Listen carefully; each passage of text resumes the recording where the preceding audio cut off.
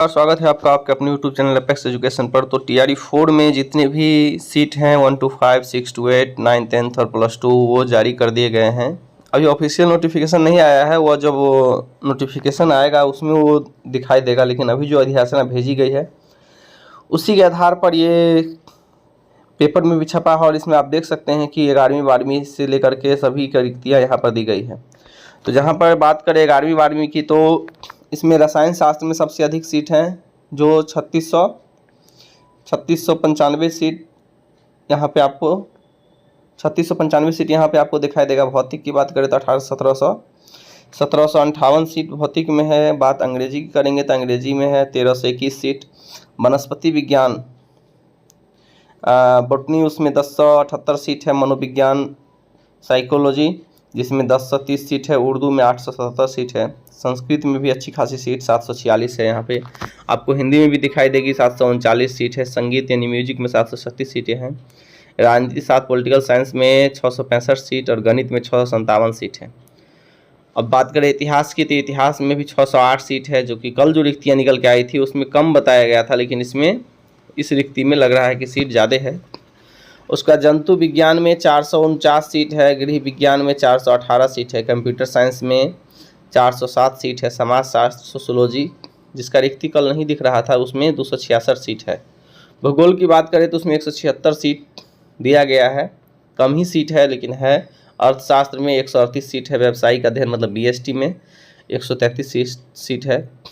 दर्शन शास्त्र में फिलोसफी में 80 सीट है। और लेखा शास्त्र अकाउंटेंसी जिसको कहते हैं उसमें भी आपको 66 सीटें आप देखने को मिलेगा। उद्यमशीलता यानी कि इंटरप्रेन्योरशिप में कुल 58 सीटें हैं। इस प्रकार से 11th 12th के सभी विषयों के सीटों का ब्यौरा है।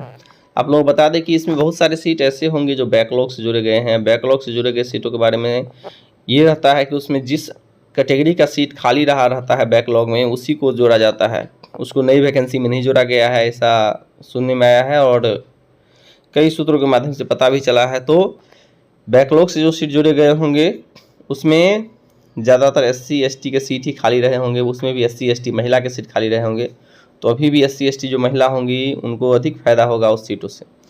अब 9वीं 10वीं की बात करेंगे तो उसमें सामाजिक विज्ञान में सबसे अधिक सीट है 756। हाँ, 9वीं 10वीं सीट ही कम है। अंग्रेजी में है 696, उर्दू में 660 है। गणित की बात करें तो 570 है और विज्ञान 463 सीटें हैं। हिंदी 9वीं 10वीं में 361 सीटें हैं। संस्कृत की बात करें 322 सीटें हैं। शारीरिक शिक्षा में 47 सीटें हैं और म्यूजिक में 2 सीटें आपको दिखाई देगी 9वीं 10वीं में। इस प्रकार से कुल सीट जो है सो 3877 सीटें आपको इसमें देखने को मिलेगा 9वीं 10वीं में। अब बात करें सबसे महत्वपूर्ण 6ठी से 8वीं, क्योंकि 6ठी से 8वीं में ही सबसे अधिक कंपटीशन होती है।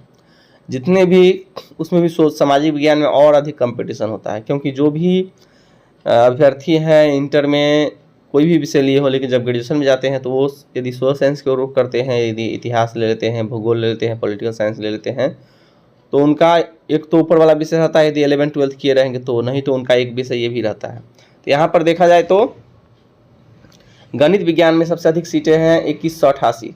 उसके बाद अंग्रेजी विषय में सब्जेक्ट में सीट है 1929।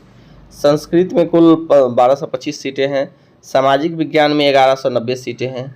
1096 सीट आपको यहाँ पर दिखाई देगा हिंदी के लिए और उर्दू में 935 सीटें। इस प्रकार से कुल सीट जो है 8563 सीट है।